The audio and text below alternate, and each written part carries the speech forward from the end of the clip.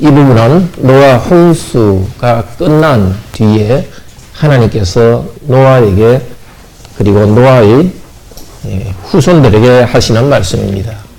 노아 홍수 이후 노아의 아들들인 바로 우리들에게 하시는 말씀입니다. 생각해 보십시오. 노아는 1년 10일간의 그 긴 홍수 속에서 살아나왔습니다. 짐승들, 바깥에 있는 짐승들이 죽고 채소도 다 없어졌다가 다시 이제 살아나고 짐승들은 이제 노아 방주에서 나온 짐승들로 다시 번지고 있습니다. 노아가 가진 두려움은 도대체 이 세상이 옛날과 똑같이 질서가 있을 것인가 아주 두려운 마음이 있었을 것입니다. 과연 이 새로운 땅에서 우리가 살아가며 안전하게 살아갈 수 있을까 두려움이 있었을 것입니다. 우리에게도 새로운 곳에 갔을 때는 그런 두려움이 있습니다. 전에 어릴 때 부모님과 같이 살던 곳에서는 안정되게 살았는데 새로운 곳에서는 잘 살 수 있을까? 새로운 곳에는 다르게 뭔가 변화되는 것이 아닌가 걱정이 있습니다. 그런 우리들에게 하나님께서는 오늘 이 말씀으로 우리에게 복을 주시고 있습니다. 바로 아담을 창조하셨을 때 주셨던 복, 그 복을 노아에게 다시 선언하고 있습니다. 하나님께서는 그 똑같은 세상 질서를 계속 하겠다는 것입니다. 아마 여러분이 큰 혼란을 겪었다면 건강 문제로 큰 혼란을 겪었거나 아니면 갑작스레 어떤 곳으로 이사를 갔거나 그렇다면 오늘 이 말씀에서 위로받기 바랍니다. 그곳에 있던 하나님, 그곳에 여러분을 인도하셨던 하나님, 역시 이곳에서도 하나님이시고 이곳에서도 인도하십니다. 똑같은 복을 약속해 주십니다. 자, 오늘 하나님이 하신 말씀이 길게 7절이나 나와 있습니다. 1절에 생육하고 번성하라 축복하셨고 7절에도 생육하고 번성하라 땅에 번지고 땅을 채우라 하는 축복을 반복하고 있습니다. 이렇게 앞뒤가 이렇게 딱 똑같은 거 수미상관부로 엮여서 노아와 그 아들에게 복을 주십니다. 창세기 1장 28절에 했던 그 말씀을 반복합니다. 1절 하나님이 이렇게 말씀하십니다. 다시 사역으로 된 것 한번 읽읍시다. 하나님이 노아와 그 아들들에게 복을 주시며 그들에게 말씀하셨다. 생육하고 번성하여 땅을 가득 채우라. 복을 주셨습니다. 근데 여기는 흔히 이 말씀을 창세기 1장 28절에 있는 말씀을 문화명령이다 이렇게 말하기도 합니다. 문화를 만들고 발전시키라. 땅을 다스리고 번성하라. 땅을 다스리고 정복하라. 문화명령이라는데 우선 창세기 1장 28절에 땅을 다스리고 정복하라는 말이 여기는 다른 식으로 나오고 있고 또 그 동물들을 다스리라는 말로 조금 더 다르게 표현되고 있습니다. 그리고 그렇지만 똑같은 것은 생육하고 번성하라는 그것이 먼저 나오고 짐승들, 동물들에 대한 지배를 먼저 하고 있습니다. 만약에 우리가 짐승들을 다스리고 문화를 발전시키는 그것이 핵심이라면 이것이 문화에 관련된 것이라고 할 수 있습니다. 그렇지만 여기에서 이 말씀에서 문화보다는 뭘 이야기하고 있습니까? 생육하고 번성하는 사람이 생명이 번성하는 그래서 문화에 관련된 것이라기보다는 그 인류의 그 하나의 공동체의 번성에 관한 것입니다. 문화적 어떤 발전을 많이 한다기보다도 그 인류 공동체가 점점 번져나가는 그런 것을 말하고 있습니다. 그리고 명령은 아닙니다. 복을 주시며 말씀하셨습니다. 창세기 1장 28절에도 복을 주시며 말씀하셨다 이렇게 되어 있고 창세기 그림 속에서 명령이라는 것은 창세기 2장에 선악과의 명령 거기서 명령이라는 말이 나옵니다. 그러니까 선악과의 명령은 하나님께서 계명해 주신 거죠. 어떻게 너희는 선악과를 먹지 말라는 명령을 주시는 것은 그 뒤에 나오고 명령보다 먼저 있는 것이 바로 복입니다. 그래서 그 문화명령이라 하기보다도 차라리 그 공동체 번성의 축복이라고 할 수 있습니다. 하나님이 처음 주신 것은. 물론 그 번성의 조건으로 뒤에 나오죠. 사람을 죽이지 말고 살인하지 말라는 그 명령이 나옵니다. 그렇지만 같은 명령체 같지만은 여기서는 축복입니다. 명령과 축복이 뭐가 다릅니까? 명령은 내가 명령에 순종할 때에 그에 따른 결과가 좌우됩니다. 그럼 축복은 그냥 복으로 주시는 겁니다. 하나님께서 이번에도 아담에게 했듯이 이번에 노아에게도 명령하시기 전에 먼저 복을 선언해 주십니다. 복을 주시며 말씀하신 것, 이 말씀은 어떤 말씀입니까? 태초에 하나님이 계시니라. 빛이 있으라고 말씀하시니까 빛이 있었습니다. 그러니까 하나님 말씀은 단지 노아에게 너는 생명과 번성할 것이라는 어떤 정보를 말해주는 것이 아닙니다. 해가 달이 없는데 만들어내신 그 능력의 말씀입니다. 그러니까 창조해내는 말씀입니다. 우리는 손으로 일을 합니다. 그렇지만 하나님께서는 말하시면 그대로 이야기 그대로 됩니다. 복을 주시며 하신 말씀은 하나님께서 복을 주는 행동입니다. 우리는 복 받으십시오 하더라도 어떤 사람은 복을 받지 못합니다. 그러나 하나님께서 이러이러한 복이 있으라 하시면 그대로 됩니다.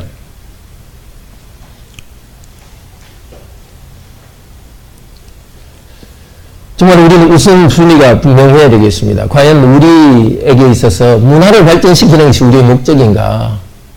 더 많은 기술을 발전시키고 더 정교하게 뭘 만들고 그것이 하나님 주신 복인가? 그것보다 더 큰 복은 무엇이죠? 인류 공동체가 함께 생육하고 번성하고 땅을 가득 채우는 복입니다. 물론 그 복은 당연히 가정을 통해서 이루어지죠. 생육하고 번성하는 것은 원래 생육한다는 것은 자란다는 뜻입니다. 나무를 생각해 보세요. 나무가 자랍니다. 번성은 뭐냐면 열매를 맺어서 또 다른 나무가 또 이렇게 자라는 게 번성입니다. 그러니까 인류 공동체, 새로운 인류 공동체 전체에 대해서 말하고 있습니다. 인류 공동체는 계속 자라고 연결을 맺고 또 우리 한 명 개인에게도 적용됩니다. 우리가 몸이 자라고 때가 되면은 이제 자녀를 낳을 수 있는 그런 그 연령이 되고 복을 주지 않습니까? 물론 어떤 사람에게는 하나님께서 독신으로 있게 하시고 또 뭐 결혼하기를 원하지만 또 하나님께서 정말 그 결혼하지 않고 이렇게 지내게 하는 그런 일이 있을 수 있습니다. 그렇지만 일반적으로 전체적으로 인류 공동체가 생명을 번성하는 그 복에 우리는 함께 참여하고 있습니다. 이 복으로 우선 받도록 합시다. 생명을 번성하는 것, 그리고 나만이 아니라 인류 공동체가 함께 번성해서 지구를 가득 채우는 것, 그것이 하나님의 우리에게 주신 복입니다. 아담을 에덴 동산에 창조했을 때 에덴 동산에서 그냥 즐겁게 있는 것이 아니라 거기로부터 번져나가면서 온 땅을 가득 채우게 하는 것이 복이었습니다.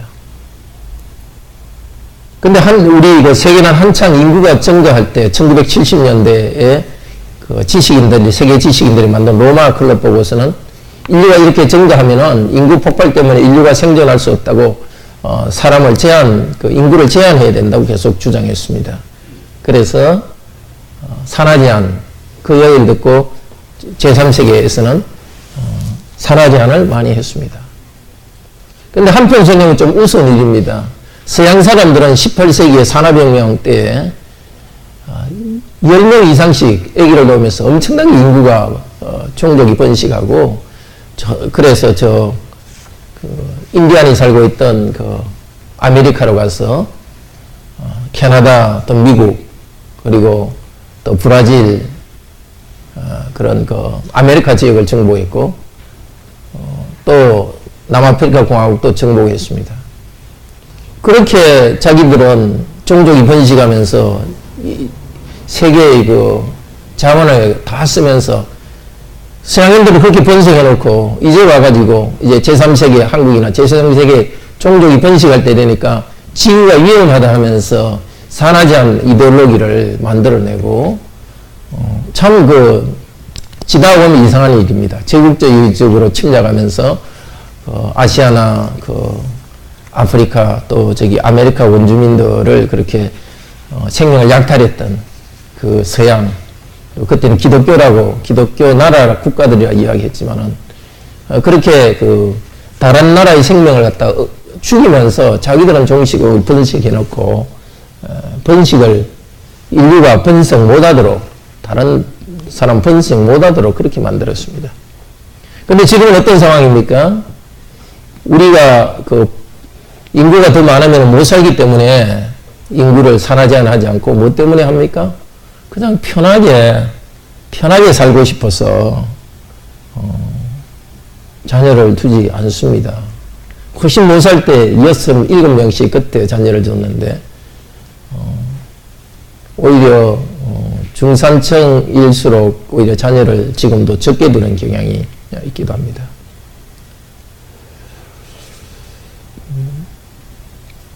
지금은 인구가 오히려 적어서 인류에 큰 재난이 있을 거라고 합니다. 우리가 이 인구 문제 때문에 큰 재난이 올 것을 생각하면서도 각자 많은 사람들은 자녀를 두려고 하지 않습니다. 물론 요즘 청년들은 정말 결혼을 하고 싶어도 재정 문제 때문에 결혼을 못하는 참 슬픈 또 그런 현실도 있지만은 자, 하나님께서 생명 번성하는 복을 주셨으면 정말 여기에 순종해서 인류가 번성해야 되는데 탐욕 잘못된 예측 때문에 인류가 번성하면 안 된다고 하고 지금은 또 안락하게 살기 위해서 자녀를 놓지 않는데 결국 그것이 큰 재난이 될 것을 예측하고 있습니다. 그럼에도 불구하고 그 재난을 향해서 나아갑니다. 우리는 이런 사람들의 이데올로기를 따라서 왔다 갔다 할 이유가 없습니다. 산화제한 하자고 할 때 그냥 산화제한 할 이유도 없는 거고 우리의 국가에서 원하는 대로 한 명씩 두 명씩 낳아야 될 이유도 없었고 지금 또 단순히 경제적 이유 때문에 아기를 많이 놓자 한다고 그것 때문에 우리가 또 아기를 많이 놓는 것도 아닙니다. 우리는 인류를 창조하신 하나님께서 생명을 번성하고 땅을 가득 채우는 것은 복이라 했기 때문에 우리 시대에 우리 각자의 시대에 또 우리 각자의 가정에서는 주님께서 우리들에게 복으로 자녀를 주시는 대로 힘껏 자녀를 양육하고 땅을 가득 채웁니다. 자, 그리고서 열심히 일하여서 부양하고 열심히 과학기술을 발전시킵니다. 어쩌면은 미국의 그런 아주 꿈의 기업들이 이야기하듯이 지구가 아닌 다른 곳에 인류를 이주시키면서 더 살 수 있도록 하는 일이 생길지도 모릅니다. 물론 여기 땅이라는 것을 지구로만 우리 한정할 필요가 없습니다. 하나님이 창조하신 세계 안에 우리 주님께서 재림하실 때까지 우리는 이 복으로 받아야 됩니다. 명령이 아니지만 복을 복으로 받아야 되고 복을 복으로 받을 때는 복이 있을 것이고 복을 거절할 때는 재앙이 있을 것입니다.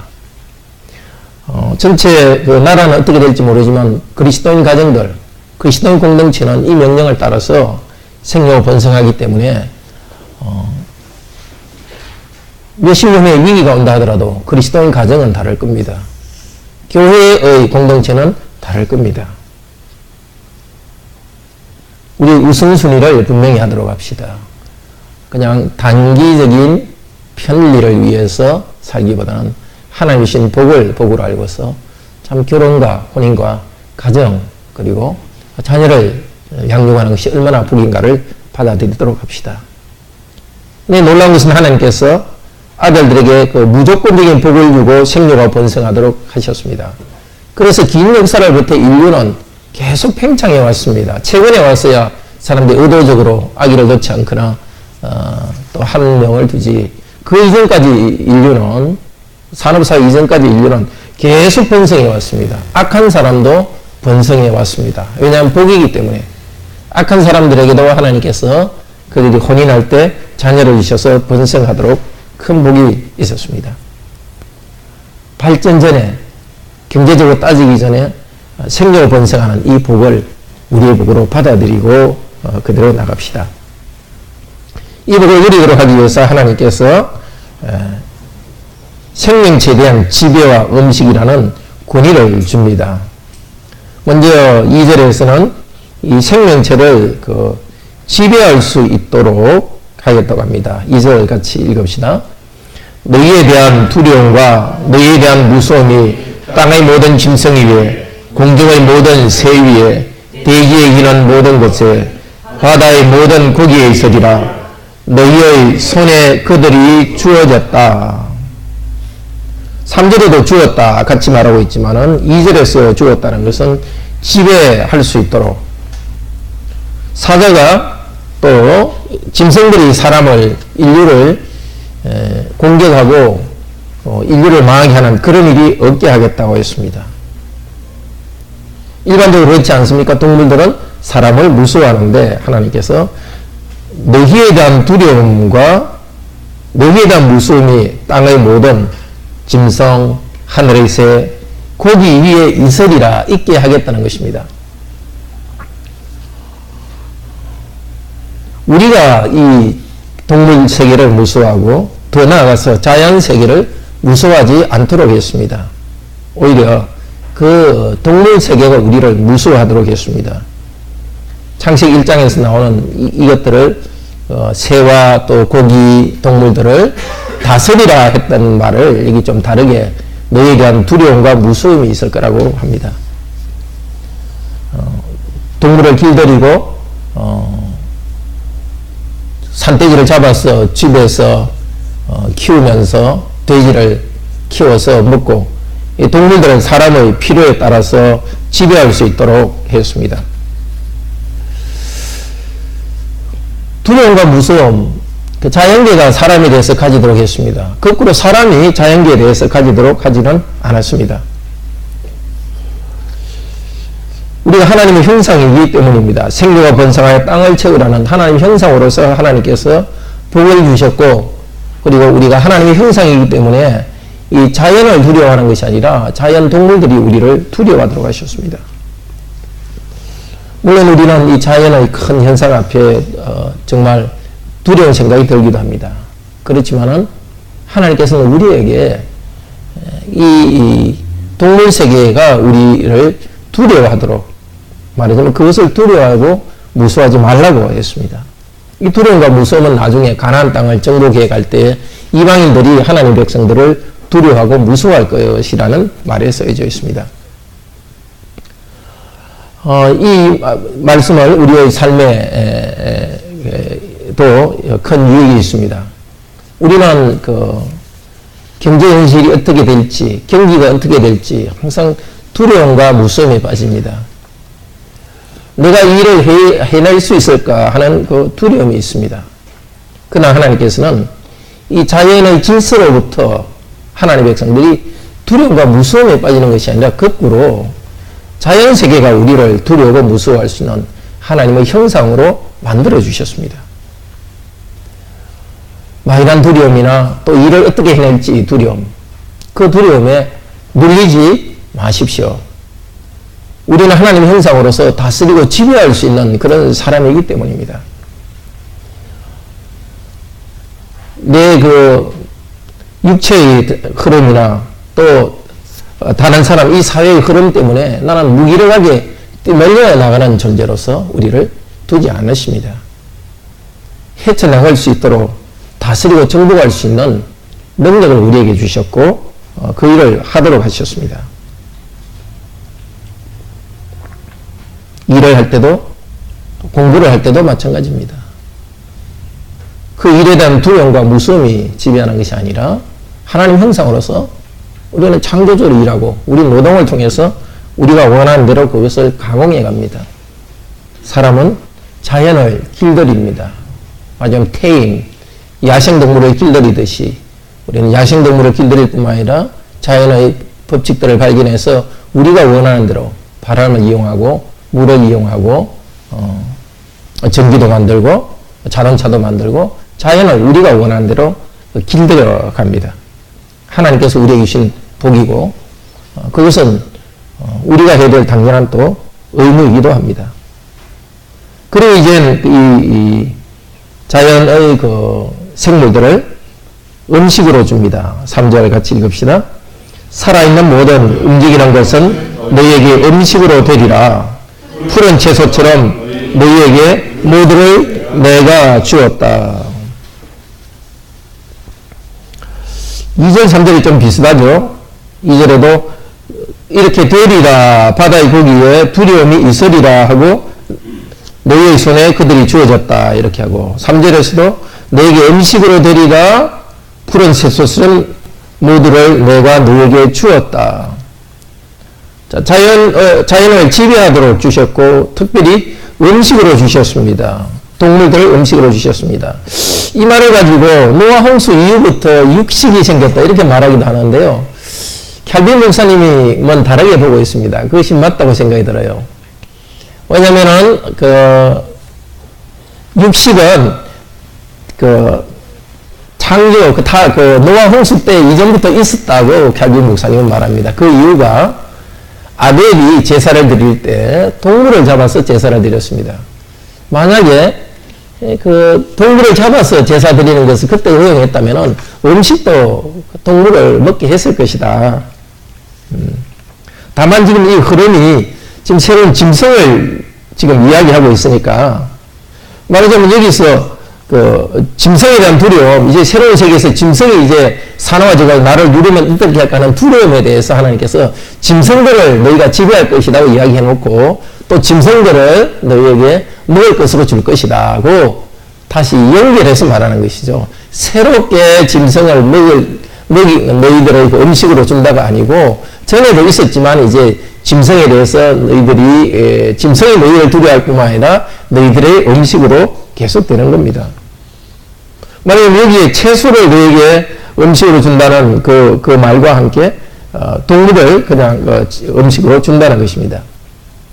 하나님께 주셨습니다. 인류에 주셨고 우리에게 주셨습니다. 자연을 우리가 길들이도록, 동물들을 길들이고 먹도록 주셨습니다.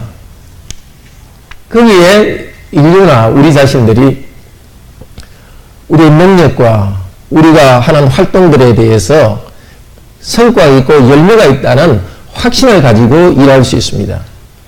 자, 하나님 주신 첫 번째 복은 결혼을 통해서 가족이 번성하도록 하는 복을 주십니다. 두 번째 복은 자연을 길들이고 또 음식을 먹을 수 있는 경제적인 혹은 문화적인 복을 다시 허락해 주고 있습니다.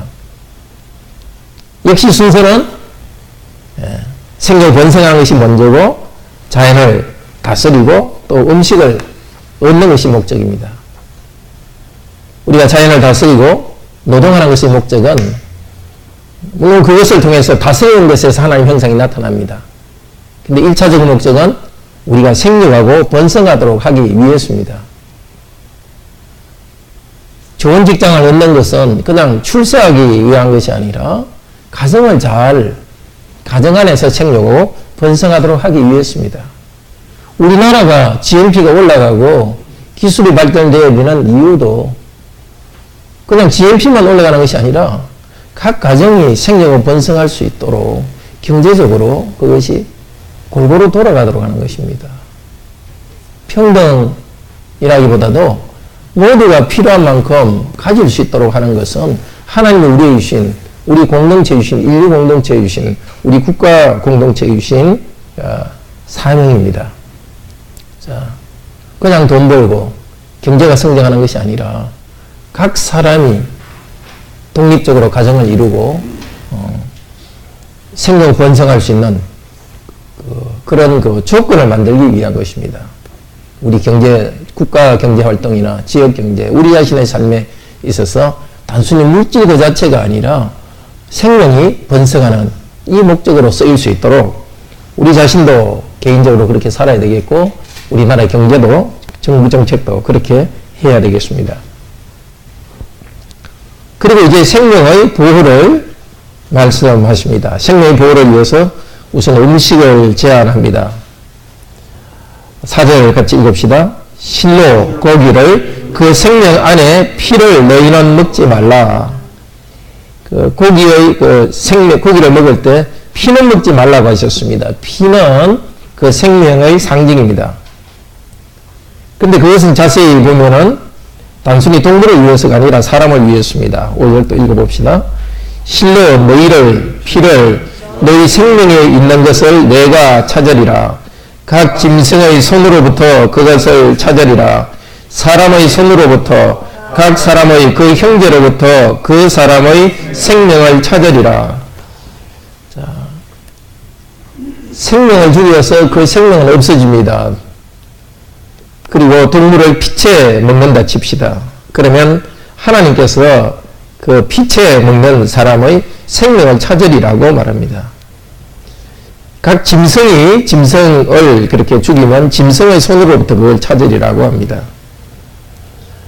근데 첫 번째 이야기라는 것은 그 고기를 음식을 먹을 때 고기를 피채 먹으면 너희 생명에 있는 것을 내가 찾으리라. 사람의 생명의 피를 찾으려고 합니다. 왜 그렇습니까?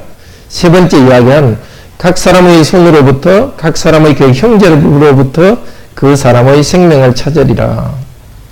어떤 사람을 죽이면은 그 피 흘린 사람으로부터 하나님께서 죽은 사람의 피를 찾아서 보호하시겠다는 것입니다. 그러니까 동물을 그 피채 먹지 말라는 것의 이유는 사람의 생명을 보호하기 위해서입니다. 그러니까 이건 구약 율법에 이제 이것이 분명히 율법으로 이제 내려오죠. 그렇지만 예수님 시대에 와가지고 이런 그 구약의 율법들은 이제 그리스도 안에서 완성되었고 사도들은 교회에서 동물을 피채 음식 먹는 것을 일정 기간 동안 그것을 금했습니다. 사도행전 15장에서. 그렇지만 그 이후에 사도들의 시대가 지나가면서 교회는 그것이 본질적인 것이 아니기 때문에 피채 먹는 것은 직접 금하지는 않았습니다. 그렇지만 그 정신은 우리는 여전히 가져야 될 것입니다. 만약에 짐승의 피를 갖다가 막 입에 바르면서 먹는다 칩시다. 그러면은 사람의 피에 대해서도 가볍게 할 수 있습니다. 그래서 이 짐승의 피채 먹지 말라는 것은 6절로 이어집니다. 6절 같이 읽읍시다. 사람의 피를 흘리는 자에게서 그의 피를 흘리리라. 왜냐하면 하나님의 형상으로 그분이 사람을 만들었기 때문이라. 자, 하나님께서 지금까지 인류가 함께 번성할 수 있도록 생명 번성하도록 축복하셨고 실제 사람들이 경제적으로 힘들어도 힘든 조건에서도 인류가 번성하도록 하셨습니다. 그리고 자연을 다스리고 음식을 얻도록 하셨습니다. 그렇지만은 이 생명이 번성하도록 하는 그 하나님의 축복과 인간의 노력이 있지만은 그것에 반대되는 행동, 그것이 바로 생명을 죽이는 일입니다. 근데 사람의 생명을 죽여서는 안 된다는 이유를 실용적인 이유에서 찾지 않습니다. 왜냐하면 하나님의 형상으로 그분이 사람을 만들었기 때문이다. 사람은 그냥 유전적인 단순히 그 유전자의 덩어리로서 인류 생명이 계속되는 것이 아닙니다. 유전자를 통해서 세포를 통해서 유전자 정보가 전달되고 생명을 번성한 일이 계속되고 있습니다. 그렇지만 그것을 통해서 되는 것이지 하나님께서 사람을 만들고 하나님께서 사람을 계속 생존을 하시도록 하는 하나님의 일이 있습니다. 하나님이 그렇게 일하십니다. 하나님께서 일하실 때 생물학적인 과정을 통해서 사람이 번성하도록 합니다. 한편으로는 생물학적인 것이 많습니다. 생물학적인 것이 있지만은 그 모든 것을 행하시는 하나님께서 거기 있습니다. 그리고 사람도 생물의 그 생화학적 반응으로 사람 인체가 움직이고 있습니다.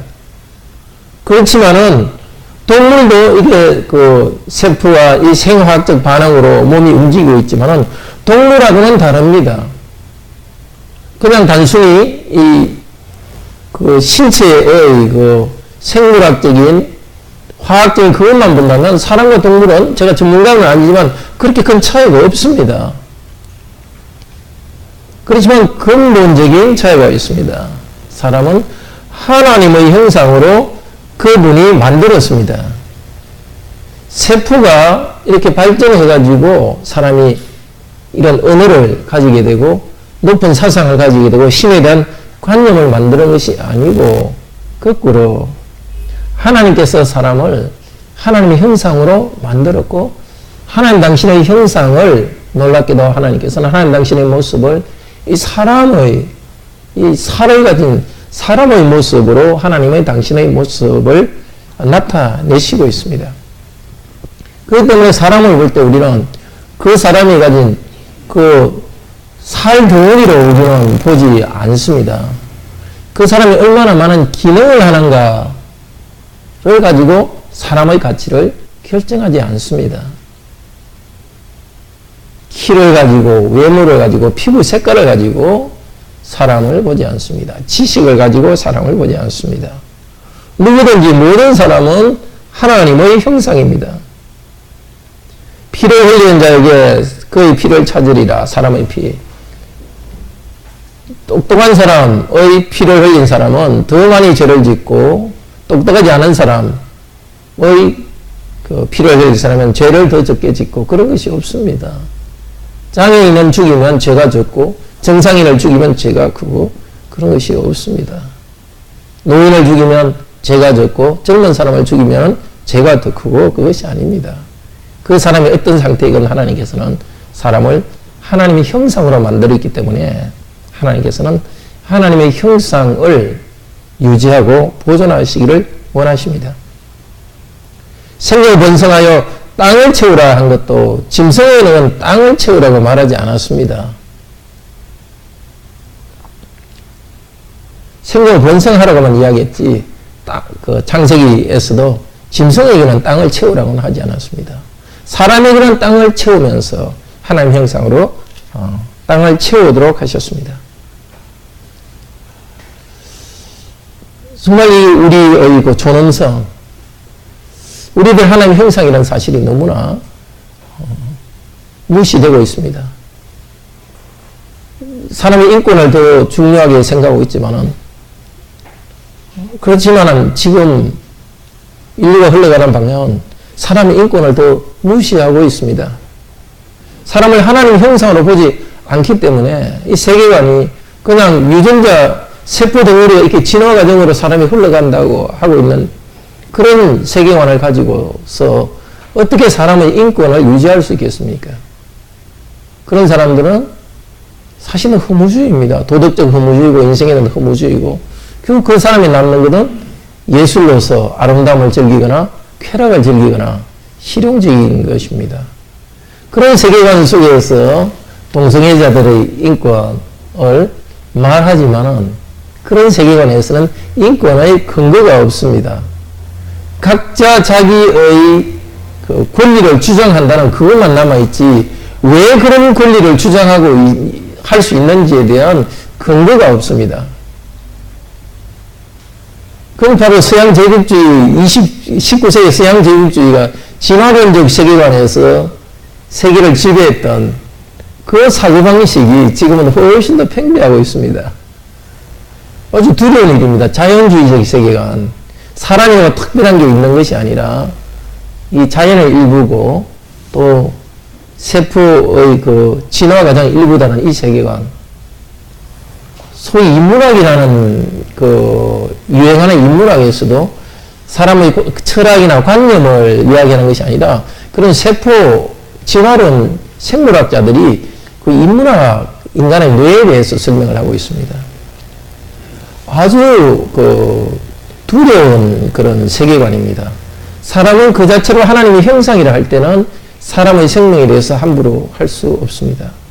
그러나 지금 이런 우리 현대의 세계관에서는 얼마든지 생각이 바뀔 때는 얼마든지 사람을 죽일 수 있고 자기 마음대로 할 수 있는 그 세계관이 지금 확장되어 가고 있습니다. 이한테 하나님께서는 우리에게 다시 우리를 하나님 형상으로 주장하십니다. 그리고 모든 사람을 하나님의 형상으로 주장하십니다. 1절과 6절에서는 하나님이 반복되고 있습니다. 하나님이 복을 주시며 말씀하셨고 그 복받은 자들은 하나님의 형상입니다. 1절에서 한 것을 7절에 반복하고 있습니다. 같이 읽읍시다. 너희는 생명으로 번성하라. 땅에 번지며 그 안에 번성하라. 번성하라 말을 여기는 또 두 번이나 반복하고 있습니다. 하나님이 복을 주셨습니다. 그리고 우리를 하나님 형상인 우리에게, 당신의 형상인 우리에게 생명을 번성하고 땅에 번지며 그 안에 번성하라고 이렇게 강조해서 말하고 있습니다. 너무나 사람들이 쉽게 비관적으로 되고 있습니다. 오늘 이 말씀을 굳게 붙드시기를 바랍니다. 미래에 어떻게 될지에 대해서 부정적으로 그냥 마음을 결정하는 것이 비관론입니다. 특별히 근거가 있는 게 아닙니다. 비관론자. 낙관론자들도 다른 무슨 과학적 데이터가 있는 것이 아닙니다. 그건 결정입니다. 의지의 결정입니다. 오늘 우리에게 우리의 의지를 만드신 더 높으신 의지인 하나님께서 우리에 대해서 이렇게 결정하라고 결심하라고 말하십니다. 너희는 생명을 번성하라. 우리에게 이 복을 주셨고 하나님의 이 복은 계속됩니다. 내가 과연 이 세상에서 생명을 번성할 수 있을까? 우리 가정이 생명을 번성할 수 있을까? 하나님께서 하나님 형상인 우리들에게 하시는 이 말씀을 마음에 굳게 붙드십시오. 내가 생명을 번성하지 않을 것 같은 시원한 생각이 들 때 내 의지를 그렇게 맡기지 마십시오. 하나님이 이렇게 말씀하신 대로 하나님의 결심과 의지를 우리의 것으로 그대로 받아들입시다. 우리가 가진 낙관론은 하나님의 명령과 하나님의 복과 하나님의 의지에 기초해 있습니다. 땅에 번지는 이 일, 인류가 함께 번지는 이 일 계속할 것입니다. 바로 이 생명을 번성한다는 것은 사도행전 6장 7절에 교회에 그대로 적용하고 있습니다. 여러 번 교회에서 가르쳤지만 한번 보도록 합시다.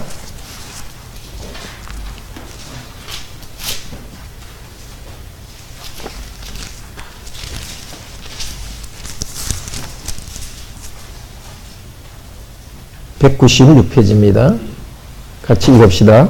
하나님의 말씀이 점점 왕성하여 예루살렘에 있는 제자의 수가 더 심히 많아지고 흔한 제사장의 무리도 이 도에 복종하니라. 하나님의 말씀이 점점 왕성해지고, 이것이 생육이라는 말과 여기 히브리 말의 헬라어 번역 그 단어가 똑같습니다. 생육하고 사람이 생육하는 것은 말씀이 사람 안에 교회 안에서 자라는 것입니다. 자, 인구가 많아지는 것은 무엇으로 역사에서 계속되고 있습니까? 제자들의 수가 더 많아지는 것으로 계속되고 있습니다. 하나님께서 아담에게 또 노아에게 하신 축복, 생명을 번성하라는 이 복을 하나님께서는 지금은 바로 교회 안에서, 우리 안에서 말씀을 더 많이 배우고 말씀이 풍요롭게 자라는 것으로 이루어가고 있습니다. 그리고 이 말씀을 받은 제자들이 더 많아지는 일을 통해서 이루어가고 있습니다. 그리스도인 가정에서 태어난 자녀들, 그들이 말씀을 잘 받을 때 그리스도인 자녀들이 많아지고 성도들이 자랍니다. 그리고 믿지 않는 자들에게 복음이 전해지면서 그들 안에 또 그들이 복음을 받아들이고 자라고 있습니다. 하나님께서는 일반적으로 이 복을 주셨지만 우리에게는 특별한 복을 주셨습니다. 교회 일원으로서 말씀이 우리 가운데 생육하도록 복을 주셨고, 그 결과로서 우리가 단순히 우리 가정이 그냥 번성하고 우리 자신이 번성하는 것이 아니라 경건한 제자의 무리들로서 우리를 번성하도록 하셨습니다. 하나님의 이 약속이 있습니다. 영적 공동체를 번성하도록 하셨습니다. 하나님께서 우리에게 영적인 공동체로서 예수 그리스도의 보혈공로로 우리를 구원하여서 그리스도의 새로운 백성으로 삼아서 번성하게 하십니다. 우리는 영이 아니라 육을 가진 존재입니다. 그 복을 위해서 하나님께서는 우리의 육적인 복도 하나님께서 채워주십니다. 믿지 않는 사람처럼 자연적인 이 복을 그대로 누리는 것이 아니라 우리가 이 복을 누릴 수 있는 더 중요한 근거는 하나님께서 우리에게 복음을 전해주셨고 우리에게 말씀을 풍요롭게 주시고 그래서 우리를 자라게 하신다는 이 사실에 있습니다. 자기 아들을 아끼지 않고 우리에게 주셔서 그 아들의 그 백성을 삼으신 그분께서 그 아들과 함께 모든 것을 은혜로 주시지 않겠습니까? 그래서 예수 그리스도께서는 오셔서 너희는 먼저 그의 나라와 그의 의를 구하라. 그리하면 생명을 번성하는 데 필요한 그런 경제적인 것을 너희에게 더하리라고 하셨습니다. 물론 우리가 성경만 읽는다고 해서 일하지 않더라도 먹고 살게 하신다는 뜻은 아닙니다. 우리는 부지런히 일할 것입니다. 그러나 우리가 부지런히 일하지만은 하나님께서 우리가 번성할 수 있는 약속을 주셨습니다. 우리는 그냥 생물학적으로 번성하고 그냥 동물처럼 번성하는 것이 아니라 정말 하나님의 형상으로서 회복된 하나님의 형상으로서 우리를 번성하게 하기를 원하십니다. 먼저 그 나라와 그 의를 구하라고 하셨습니다. 하나님 나라 백성으로서 품위 있게 영적으로 하나님 형상으로서 신적인 모습으로 우리가 점점 변화되는 이것의 궁극적인 목적을 두라고 하셨습니다. 그 목적을 위해서 우리가 일할 때 바른 목적을 가지고 일할 때 주께서 우리에게 필요한 것을 주실 것입니다. 그리고 이 큰 복을 받았으니 우리에게 주신 몸과 우리에게 주신 지성과 우리에게 주신 모든 능력을 통해서 주님께서 우리 삶의 열매를 맺을 것이라는 확신, 의심하지 마십시오. 한 주간 일할 때도 하나님께서 이 구원의 은혜를 주셨으니까 이 땅에서 내 환경에 맞게 하나님께서 반드시 생명을 번성할 조건을 주신다는 분명한 확신을 가지고 연구하고 땀 흘리고 또 인내하며 일하시길 바랍니다. 다 함께 하나님을 찬양합시다.